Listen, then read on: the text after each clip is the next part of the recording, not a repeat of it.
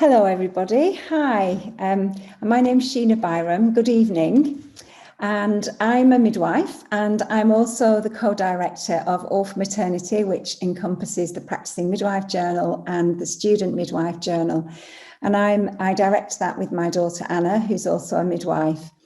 I'm delighted to be hosting this evening. Usually you have the wonderful Sue MacDonald as your host, but Sue's been really busy because she was running the Irish Festival yesterday. So I've hopped in to do this evening, and it's a great honour because it just gives us an opportunity to really kind of invite guests and look at things that are really matter in maternity services at the moment. So I hope you're going to enjoy this next hour.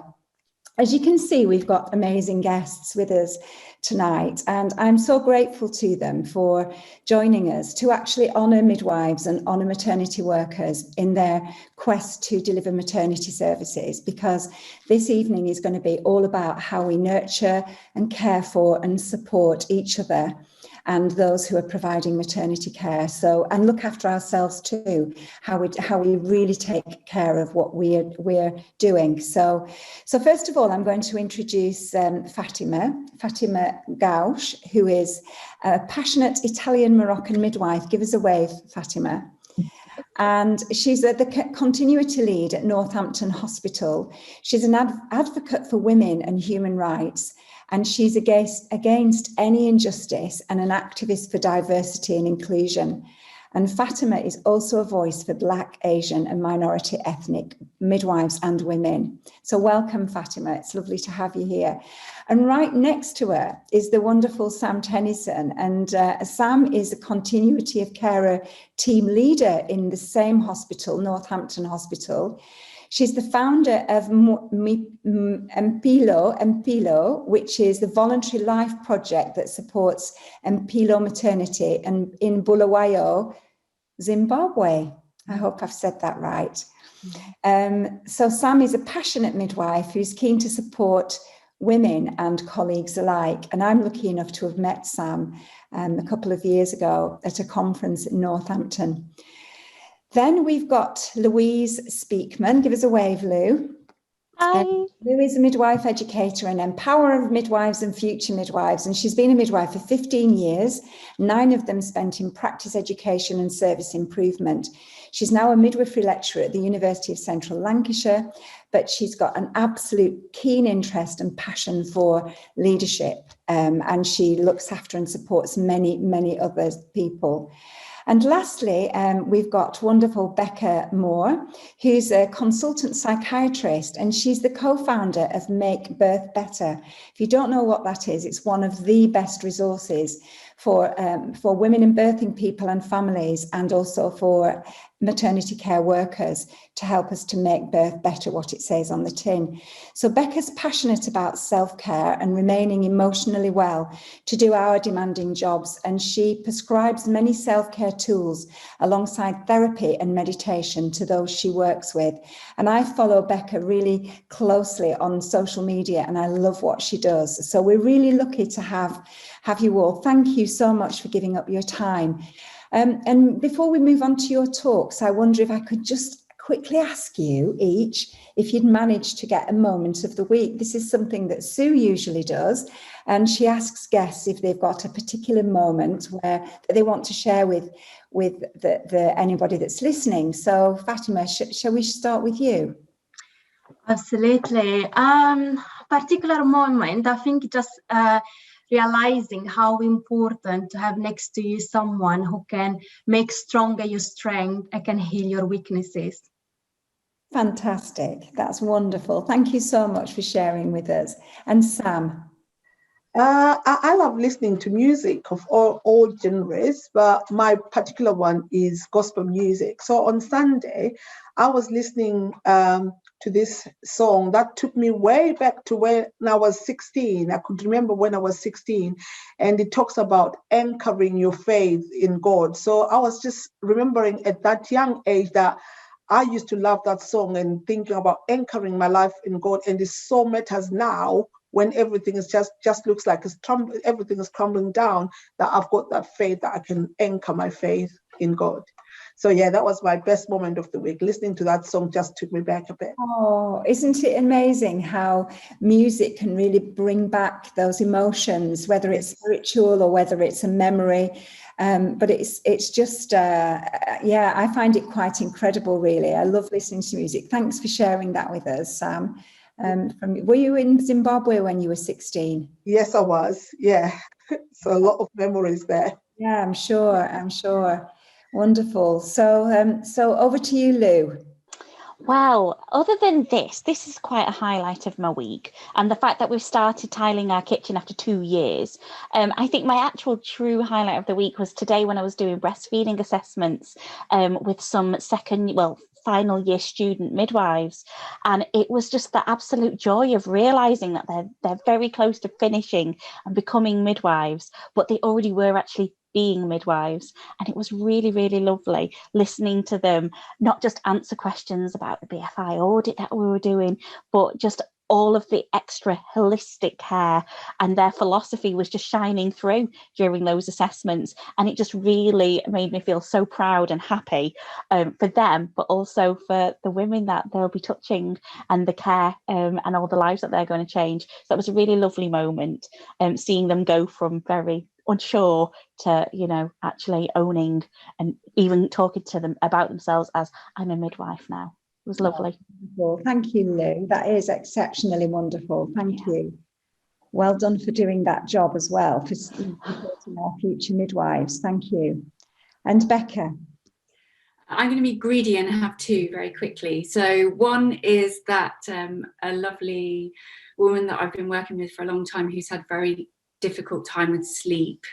I spoke to her today, and she just for the first week in 10 years had 7 hours sleep a night, and just felt absolutely amazingly different. And that just made me feel so unbelievably happy that she was sleeping and feeling so much better for it. And the second is that we very rarely get snow in London, and so I went for a very early walk with my puppy. It was quiet, the sun was coming up, and listening to the crunch and the crackle of the snow was just really beautiful, because we just don't get very much snow in London. So those are my highlights. Oh, thank you for sharing those with us. That's brilliant. I love hearing. And yeah, I've seen all the snow in London. I've got family in London, and it is quite exceptional, isn't it, to have that there. So thank you. I suppose what I'd like to do now is just what Sue normally does, and I'm going to follow in her footsteps, is just to give a quick overview of what news has kind of hit my screen and hit my kind of antennae this week. Because first of all, I want to say thank you to all of you, midwives, student midwives, doulas, obstetricians, anyone that's working in maternity services, just to say thank you for the incredible amount of work that you're doing. It's hugely pressured, and we can read and see all about that on a daily basis. And this is for you. This evening is for you. But the news this week has been really kind of, constantly talking about the vaccinations increasing. So that's good. I haven't had mine yet, but I'm looking forward to it. The launch of the National Inquiry into to drive action against racial injustice in maternity care, led by Birthright, and that was launched this week, and there's an amazing expert panel. And then in Brighton and Sussex Maternity Services, they've launched their first clinical and language guidelines supporting trans and non-binary birthing people, which is, we think, the first in the country. So that's very exciting as well. So those are the things that have kind of got my attention this week, and I'm sure that hopefully that you know about those things too. I'm going to share my screen for my last little bit of news, and also can't find it now. Where are we? Here we go. I just want to share my moment of the week with you before we hand over to the first speaker.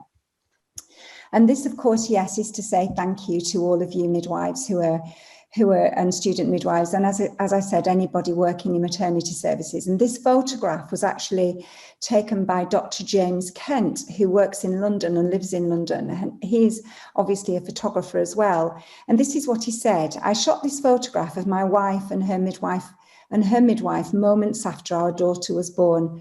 Charlie, that's his wife, laboured on her own for most of the night, receiving support on the phone from her doulas and using the birthing techniques she had learned throughout her pregnancy. Thankfully, her midwife and I arrived just in time to witness Charlie birthing our baby on the antenatal ward. Throughout the entire pregnancy, I'd wanted to capture a photograph of Charlie that encapsulated the strength and bravery that she and so many other pregnant women have shown throughout the pandemic. I knew as soon as I took this photograph that this was the image I'd been looking for. It felt like I was documenting the final moments of a powerful journey that in many ways was just beginning. And what James says is this is a project in its early stages, but he's already been interviewing and organising photo shoots with women whose experiences of getting pregnant, pregnancy and pregnancy loss have impacted on by the pandemic. He's hoping to drive change and raise awareness relating to the way the pandemic has made these experiences more challenging than ever. If you want to get in touch with James, he's there on Instagram under Dr. James Kent. And under Jack Photo. So please do get in touch with him. And I just think this photograph really, for me, it gives me goosebumps, and it really kind of makes me think about how incredible you are all of those of you working in direct contact with women and birthing people and families, how you're all doing amazing work. So thank you for that. And now what I'd like to do is hand over to Fatima and Sam. So the screen is yours. Thank you, Sheena. I'm going to share it now. Okay.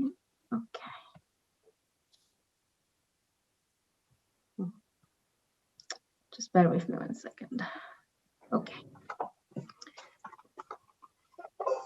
Okay, so what I'm going to talk today is just to give a quick view what was being a midwife during the pandemic for this last year. Looking at this last year, the COVID-19, it just made worse existing situation of pressure and struggle, and they made this we can say it's like a circle of situations, because we know that during the COVID-19 we started to have more situation of inequalities, inadequate working conditions. We had a lot of pressure. This led to having staffing shortage. We have sickness. We have self-isolations. We had people needed to leave for carrying responsibility. And for those who left, is more stress, is more absenteeism, is a turnover, and people want to quit. But all this situation, what this means is affecting our compassion as a midwife, is impacting our professionalism and our effectiveness. This picture, this feeling tree, I think is really good, because it's about every time we wake up, we have different mode, and it's really important to respect each other, because we are not always everyone in the same level. I can be number 21 as I can be number 10. Absolutely. Working during the pandemic, what happened is the situation of the unknown.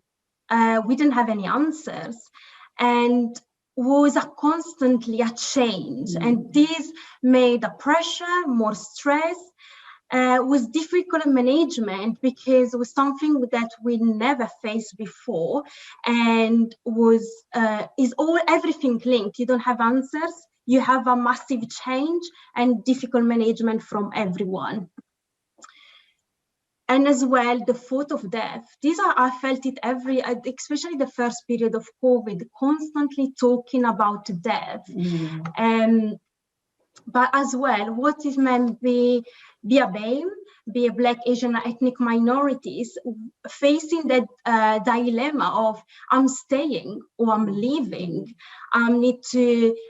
Is about what is the important decision in life, is about what is my priority, is my work or is my family back home. And this as well, providing reassurance in difficult times. because it's not something that a situation we face just as a midwife, is as well our patients, the birthing partners. They can attend or they cannot attend. Usually they have two birth partners. Now it is one. Sometimes even the only partner can attend. How we can reassure our patient, the partner that can attend to the scan, they can't med for the first time their baby. But I think the most important for me was the hidden touch, the hidden smile. We couldn't hug each other anymore. And our smile is hidden behind the mask. This I think was the biggest struggle for everyone. I'm going to let Sam. Well, I like what Fatima has said, because she's covered most of the, the struggles that we have in the profession during this pandemic. And unfortunately, we are still in the pandemic. It feels like we are still at war. For me, I, as a parent, as a friend, as a sister, as a colleague, as, a cousin or an auntie to everyone, it has been really a difficult time in terms of support. I've been supporting everyone, but sometimes you get to a point where you think, oh my God, I've been supporting everyone, but who is supporting me? I always say to people, you can never pour from an empty jug or an empty cup. It's so difficult. And it's lovely to have people that I work with. I come to work and I come to Fatima and say, I've really struggled. She says, what is it? And we talk about it. So basically, I'm a mom to two healthcare professionals who are also in the front line. On the picture is my daughter Andile. She is working, well, she works in NE. Now she works there part-time, but she now works for NHS, for Public Health England.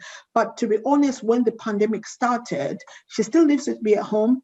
When she went to work, when she went for those night shifts, when she went for those long night shifts, I would not sleep.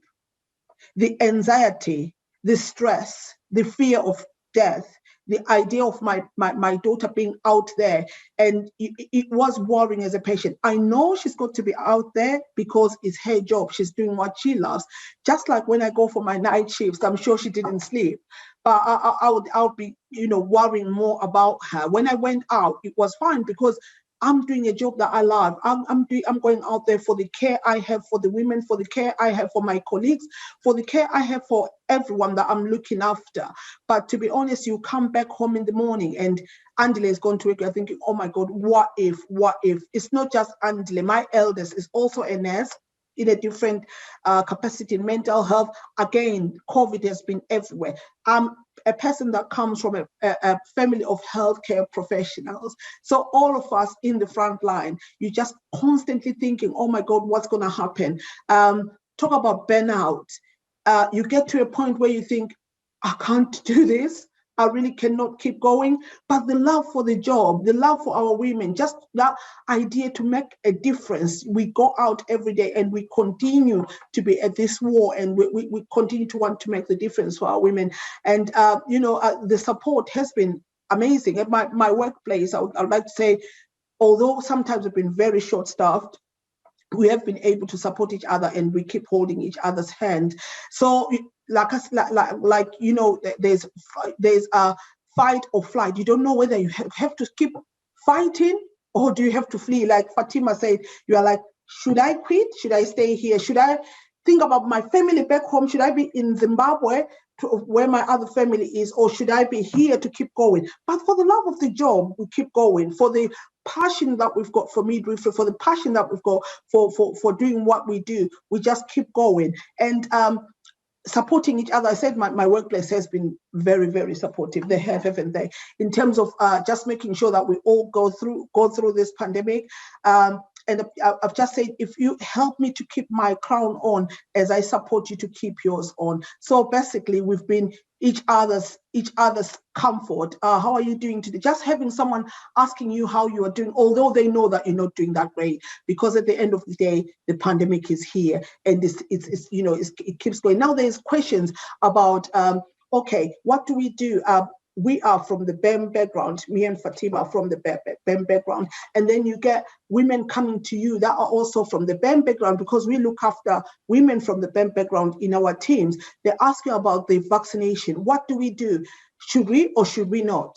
And as healthcare professionals, yes, we know we should. And then they get the social media coming and saying, maybe you shouldn't. So it's just really trying to teach women, or trying to teach our colleagues, even to teach our families, because it's a new thing. No one knows which way they should go. And there's just all those issues. And to be honest, they do play a lot with your mental health. They play a lot with how you feel. You don't know whether you're, what like again, to fight or to flee. It's always there. So my main point in this is, if as healthcare professionals, or as midwives, or as nurses, or anyone who's out there in the front line, if we just continue fixing each other's crowns, because our crowns are probably, most of our crowns are sort of hanging halfway, but with the good stuff, with the good support, we can actually fix each other's crowns. And yeah, I think in the nutshell, that's what I think.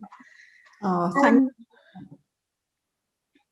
In the last slide, I wanted just to give what we identify as kind of solutions, because during this last year, as Sam said, teamwork was everything. Like, the only thing made us going to do 12-hour shift is the hope in your colleague. Supporting each other, because trying to make that work condition better. And I think it's really important, the listening.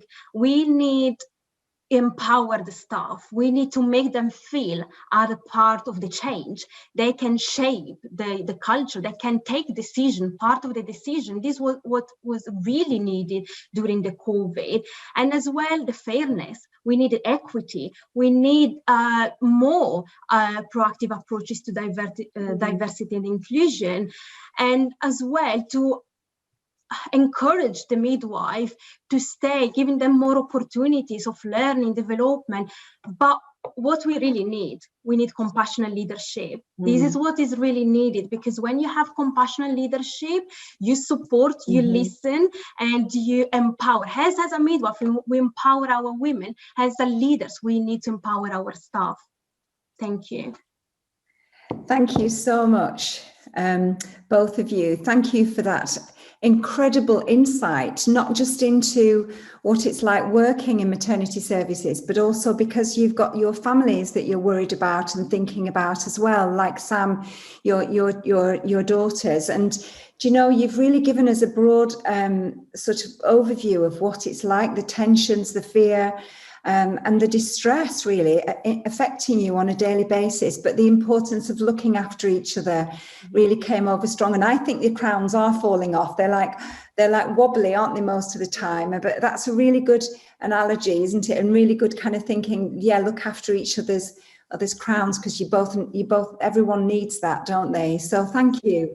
Really appreciate you taking time to tell us, and I hope you're okay and that it's not been too stressful for you telling us about that, because I'm sure it keeps coming back into your emotions, how hard it is. But thank you for sharing it. So over to you, Lou, now, please. If you could tell us about. Hello, thank you. I will just share my screen. I have some slides I want to share with you as well. So there we go. So I'm Lou, and I wanted to talk to you today as a midwife, an educator, and I'm always aspiring to be an empowerer as well. So I wanted to talk to you really about how we can take care of the carers. We're very good at empowering women and families, but we also need to empower, nourish, nurture, and thrive as professionals as well, as colleagues, as parents, sisters, brothers. We all have our professional and personal lives as well. So it's really wonderful, and thank you as well for giving me some time to speak today. So I kind of wanted to start by talking about the impact of stress And when stress, which, can sometimes be positive and good, actually becomes something toxic and a disease. So as you can see from this slide, which is the Yerkes-Dodson curve, there's varying levels of stress, and a little bit of stress can be actually something positive and actually help performance. But when stimulus stress is either not enough or is too great, it actually lowers performance.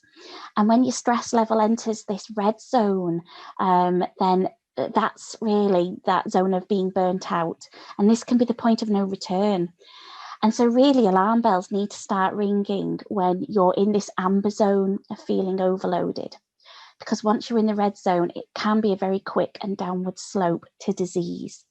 And actually being ill and stress-related illnesses are actually in there many, and it can be physical and it can be mental, and they can affect not just you, but your family as well.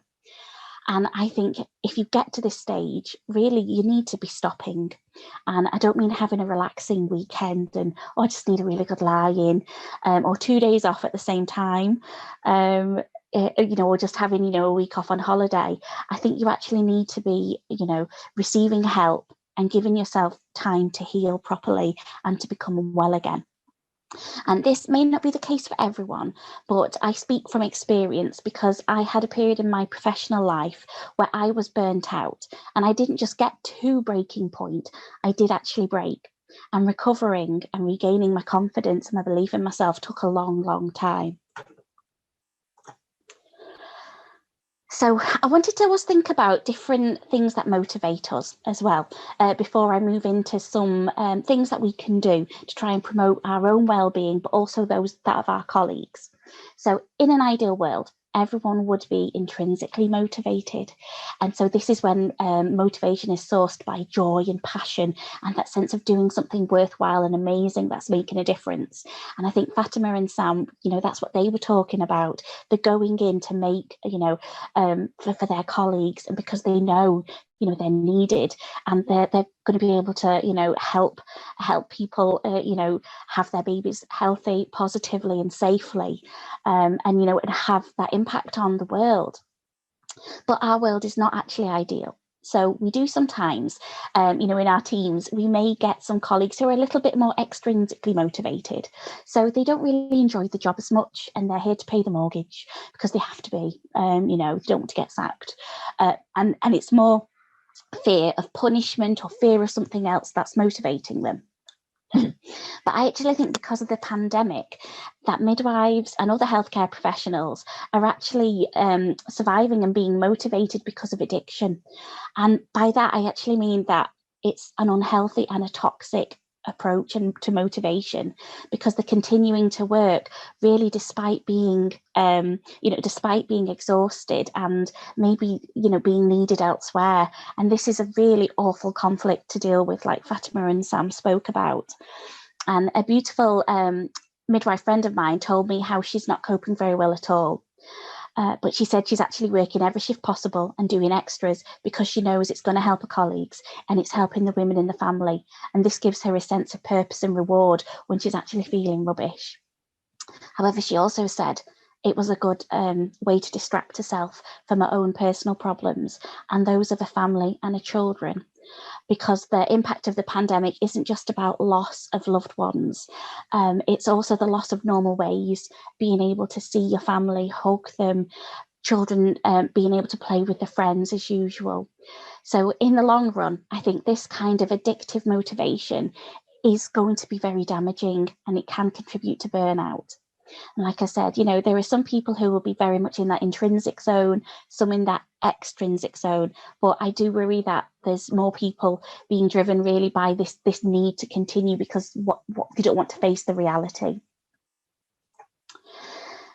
So I just want to make it clear that there are things that we can do to maybe try and manage this situation a little bit.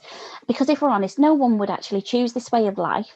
I don't imagine anyone is living their best life right now. We're all just doing the best that we can. And we know it might not be the best way, but it's the best that you can manage. So I wanted to start with this really simple message, and that is that self-care is self-love. It is not selfish and it is not optional. You must prioritise yourself, which can feel very alien when you're normally the one who is caring for everybody else. And Sam spoke about pouring from an empty cup. And for a little while, we can all keep going. We can pour from an empty cup, but at some point, we're going to collapse. It's going to be, that's it. We can't possibly pour anymore. And you don't really know when that's going to happen. You can't gauge how long you can last. So I think it's really important that we, even though we're used to caring for everybody else, we actually take time to care for ourselves. So some ways to do this, I think, is to be true to yourself and have integrity and own your feelings. Because when we ignore how we feel or how others feel, and we try to convince everyone and ourselves that everything is fine, it's fine, there's actually a toxic positivity that develops. And this can be really damaging to yourself, but also to others if you work within a team or you're a leader or a role model. Because when you're trying to convince yourselves and everyone else that it's all fine, when it clearly isn't, then you become dismissive. So you might be seen as being out of touch and even uncaring. I also wanted you to think about acknowledging your feelings by using something like a check-in tool like this. And this is one you might just want to do yourself on a regular basis, or doing it at the start of a shift with your teams. And it's really quick and it's an easy reminder.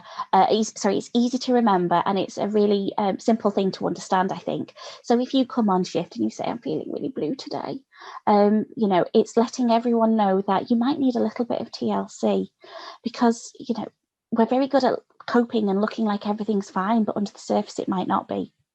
But also if you're feeling green and you share that with your colleagues, that may actually give others a boost. And I think it's really important to note that you can actually feel all of these colours and these emotions, sometimes even in one day. But again, you just need to acknowledge that and acknowledge your feelings without judgment. And also, when you're being honest with yourself or trying to be honest with others and genuinely ask them how they are, I think it's really important that we listen with fascination. And we do this so often with women and families. We make them feel so special and like they're the only person we're talking to and interested in, even though we might actually be really, really busy. So please listen to yourself and to others with the same level of fascination. Another thing I think you can do is small acts of kindness, and both of you will benefit from this. You feel good by doing a selfless act and possibly making somebody else's day better. But they also feel good because they've been noticed, they're feeling valued, and then they may actually go on and do acts of kindness for somebody else, and then they may for somebody else. And so from one small pebble of acknowledgement, a really large ripple effect can start. And one way we encouraged to actually do this at a recent Midwifery Ambassadors event was to encourage midwives to act. And by act, I mean to appreciate someone, and directly and in the moment, and then to also commend them to others and share with other people how amazing that person was, or what they did that was so amazing that you thought was special and helpful. And when you're also appreciating them, in that moment, also encourage them to then tell others, and so that they teach others potentially about what it was that they did or what was so special. And it just becomes an infectious, positive act. And I think it's really important to be your own best friend. Be kind to yourself and speak to yourself as if you were talking to your best friend or a loved one. Because if you were struggling to climb a mountain and your best friend or somebody who loved you was actually at the top looking down on you, and they could see that you were crying, or that they could see that you were distressed and really struggling, they wouldn't tell you that you were being pathetic or, speak to you negatively or put you down in any way. What they'd do is they'd help you up, and they'd speak kindly and gently to you. So please be careful with how you respond to your own emotions and thoughts, and don't be dismissive and don't be negative, because you're always listening, and you will, if you only speak negatively, that's how you're going to feel. It reinforces those feelings. And just to start wrapping up, I wanted to reflect on how wellness and thriving can really impact upon resilience and retention, and consequently the development of strong midwifery roots. And in turn, this, better resilience, better retention, and better wellness from staff can then impact on intrinsic motivation, and that affects our performance and our moments of truth. And for us as midwives, our moments of truth are these safe, positive, and magical experiences for women, babies, and families whilst they're in the maternity care system. So really, it's a win-win situation. You feel better, more resilient, your workforce is healthier, and the care that the women are receiving is better as well. And then this is my very last slide. And I'd just like to end with a little reflection about how midwives are like swans. And swans are calm and graceful above the water, but beneath the water, they're kicking their legs frantically, trying to stay afloat. And this is really good for, women and families, because it helps to keep people calm. But this isn't necessarily good if you continue to be like a swan in your personal life. And when you don't acknowledge your feelings, but instead you choose to glide serenely around like you have no concerns at all. But they also say midwives have the heart of a lion, and I think we need to be more lion. So lions move in silence, often concealed, but when they roar, it's so powerful it can be heard miles away. So don't be a swan, be a lion. Be powerfully silent, be gentle and quietly whisper, but when you need to be heard, then roar. And we're really good at hearing and advocating and roaring for women and families, but we need to make sure we also advocate and roar for ourselves as well. So that really was all I wanted to share. And, I could have said a lot more, but we've got to keep, we've got to have some guidance with times. But I do hope this has given you some things to reflect on, and maybe some small tips that you can actually take and start to use yourself or with your colleagues. So thank you.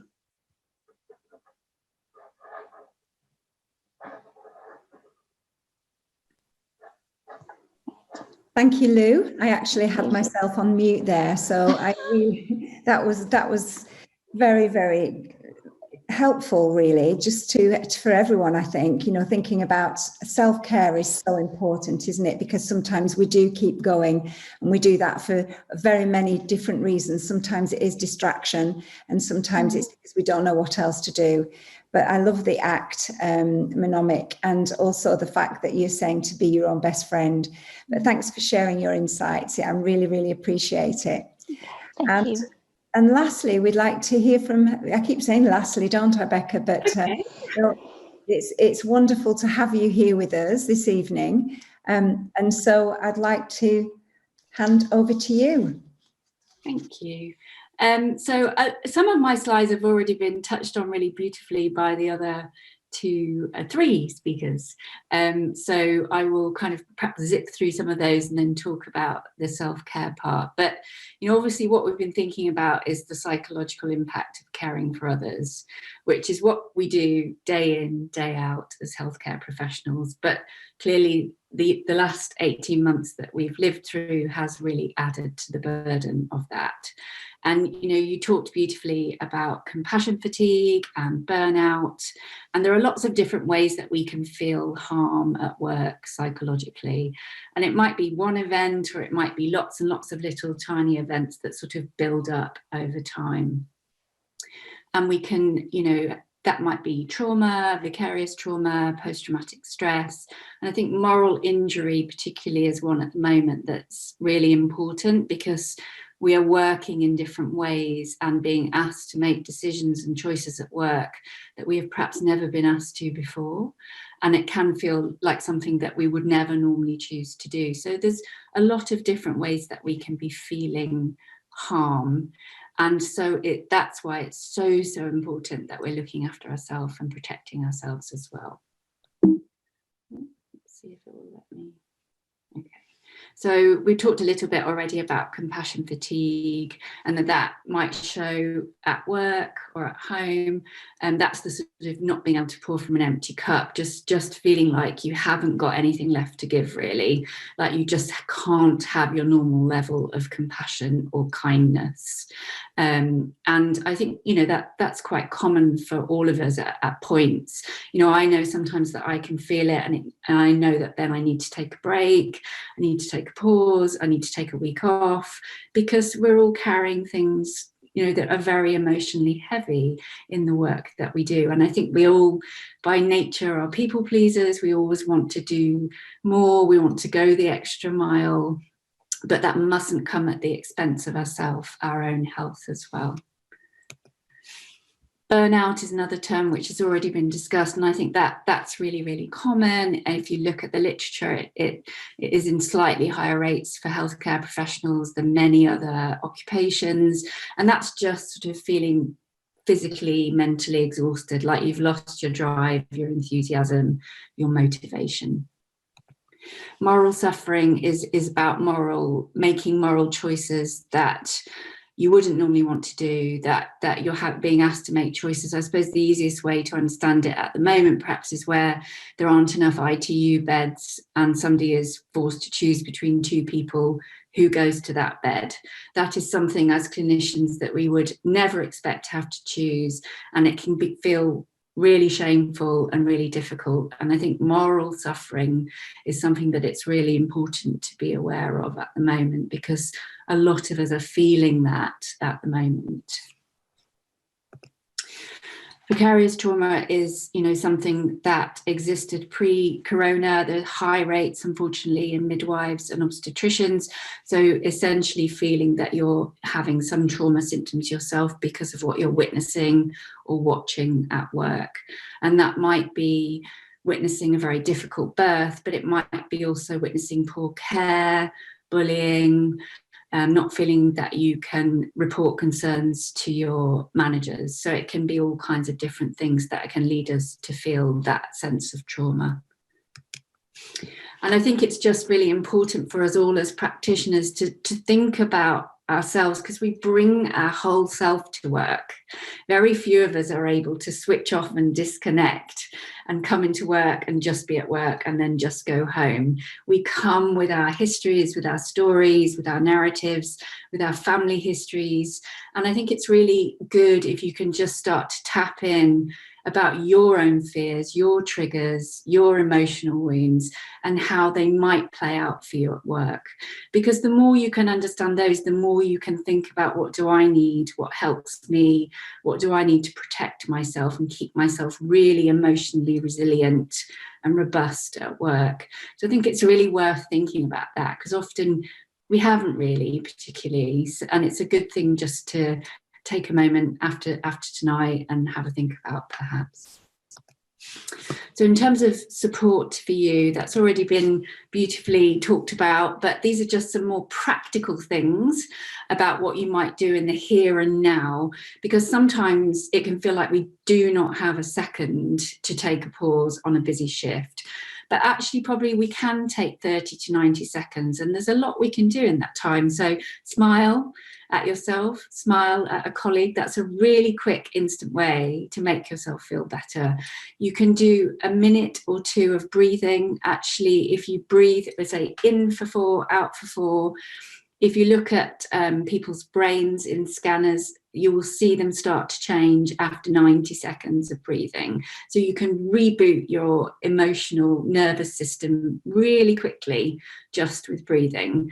You might just feel yourself physically, push your feet into the floor, or push your bum if you're sitting down in clinic all day like me, or just hum, sing to yourself. All those kind of things you can do very, very quickly as an immediate thing just to feel a little bit better. If you've got longer, if you've got 5 minutes, you might call someone, you might make a cup of tea, sit and drink it with a colleague, open the window, get some fresh air, you know, have a drink, have something to eat. I would say also for me, go and have a wee, because I think we're really good at never doing that in the middle of shifts.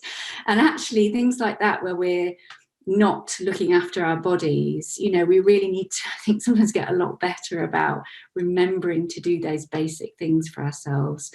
If you've got a lot longer, you might have a mini sleep, watch something funny that makes you laugh. There are all kinds of things you can do. And I think longer term, you might also think about what more might I need than these kind of micro moments. And it might be that if you've recognized, you know, you're on that curve of stress and burnout, that you actually need something more, that you might need some therapy, some support. And, you know, knowing what's available to you is really important, and feeling that you're able to talk about it with your managers and get that support if you feel it's needed, whether you need to take a bit of time off work. There are all kinds of different things that, you know, can be put in place to support you. So I don't know why these are so small. I'm so sorry. I'll have to even take my glasses off to read them myself. But just in terms of what other things for self-care, I think, you know, self-care can sometimes feel a bit tokenistic for people, but actually to me, it's sort of self-worth, self-love, self-value. So it is really, really important. And like it's been said, it's not optional. It's not some kind of extra. It's something that we really need to prioritize. And, you know, I can give you a list of things, but it will be different for us all, what we enjoy, what gives us joy, what makes us feel that we're caring for ourselves. There's no one size fits all. So it might be, you know, being on your own, or it might be being in a group, it might be your faith, it might be being outside in nature, it might be the food you eat or cook to nourish yourself. And it's really about thinking about those things that really spark that sense of joy and peace and content for yourself. And everybody's list here will be different, but you know, all of those are really, really great options. I think, you know, rest is revolutionary to me. I think we live in a culture where doing is equated as being good, and we somehow now see rest as being non-essential, but actually rest is totally healing, feeds our soul, and we all need to prioritize rest. And I think we often feel guilty about resting, whereas actually I think we should all be resting as much as possible, wherever possible, because it is the single best thing that, you know, you can do just to slow down. So I think I would prescribe rest if I could, because I think it is absolutely essential for people, and there is nothing to be guilty about. I love resting as much as possible. I think just in terms of quickly support for teams, you know, I think obviously we take some of the responsibility ourselves for managing our own health, but I also passionately believe that the system we work in, wherever that might be, also needs to take responsibility for our health. So it needs to be both, not either or. So if we think about teams being psychologically healthy and safe, you know, that might be team debriefing, team reflective practice, some of it, you know, the evidence for some of those different things is mixed, but I think that certainly reflective practice for teams can be really, really powerful. And it has to be reflective practice where people feel safe to talk about anything without fear of judgment or criticism. But when we have a psychologically safe team, then we tend to thrive and feel psychologically well ourselves. So for me, I really believe it has to be both. We need to work within safe teams and also look after ourselves. And the way we do that has to be through authentic modelling. So if we want the system, if we're asking people to behave in a certain way, we need to model that consistently to them. And that needs to come from the very top down at every level within a system. And these are just different ways that, you know, I think that teams need to model how much they care for and want to protect and nourish the people that are working within those teams. So, you know, everything from making sure that people take breaks, regular reflective practice. You know, some teams have amazing program of yoga classes. Some teams have an amazing garden. You know, all those little things that actually, when they add up, can make a huge difference to how we feel at work. And just to finish, I've put on, we can share the slides, I'm very happy to do that. Lots of different ways that you can seek support. So there are a huge amount of supports, particularly now there's additional support in for accessing through free therapy for anybody working within the NHS. The Samaritans have their own special line for NHS professionals that's 24 hours a day. So there's lots and lots of different sources of support out there. And likewise, if you look at the Make Birth Better page, we have a couple of specific pages around support for teams and professionals. And then there are also some books and workbooks there as well, which you might want to dip into. And that's me. Thank you so much. Becca, you always deliver the most amazing information to us, and I've been writing frantically as you've been speaking. It was a bit fast to be on time.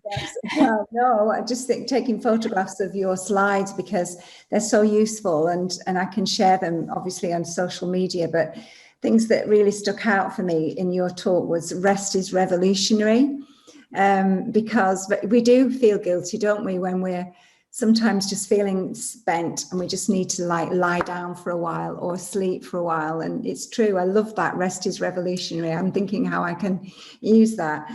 And authentic modeling, I love that as well. And I always think that sometimes when we always say, as midwives, not always, but very often you hear that, oh, they aren't doing this, or they're doing this to us. And I think we have to take responsibility sometimes to begin that change. I know it has to go from the top down, but sometimes we can spark that change by what we do. And there's ways of doing that as well, I know, and we haven't got time to go into it, but I just find it fascinating. I mean, your support links there, and the concepts that you were presenting us with, and Louise as well, really provide us with some hope for maintaining mental health, because it's so important that we look after each other and look after, whether in whatever way, shape or form, that we look after ourselves and we look after each other. So thank you so much for that. So for the last 10 minutes, all of you, we've got some questions that have come through. And the first one is for Fatima and Sam. And it's from Midwife, who says, for those midwives who have been off, for example, on maternity leave during the whole pandemic, in order to maintain a stable mental health, what advice would you give us for coming back? Good question. Yeah, that's a very good question. But again, I think it just boils back to having a supportive team. Our trust has got a very good support in terms of mental health support in the hospital. So again, engaging with those platforms and just try and find a space where you can just talk to people. I know that being at home, watching all the news and watching all the social media, there's been a lot of negativity, and there's a new mom who is at home and coming back to practice. You're just thinking, oh my God, I'm going to bring this virus back to my baby. I'm going to bring it to my family. But again, it's just really seeking that support and just asking people to support and hold your crown, because we still have that crown. It still needs to shine. So we've got to just give you that support. And like I said, many hospitals have got resources for that. Yeah, absolutely. Yeah. Did you want to add anything, Fatima? And I completely agree with what Sam said. And I think is even for people not just out in maternity leave, but people that have been shielding for months, was really scary to come back again. But again, I think sometimes we need, I think as Becca and Louise said, it just to share positive vibes out there with our colleagues and just support each other, and we can do it. Well, I hope that helps then to midwives who are coming back after having a baby or leaving for, being away for any reason. So thank you. I agree with you. I think there's nothing like support, and it's, before you go back, finding those support, finding where that is in your organisation is really good, isn't it? That's a good tip. Thank you very much, both of you. And a message from Sue MacDonald, who usually hosts this evening, and we love Sue. She said, how lovely, Louise. Some great ideas for refreshing yourselves. And I thought that the point about toxic positivity was really helpful.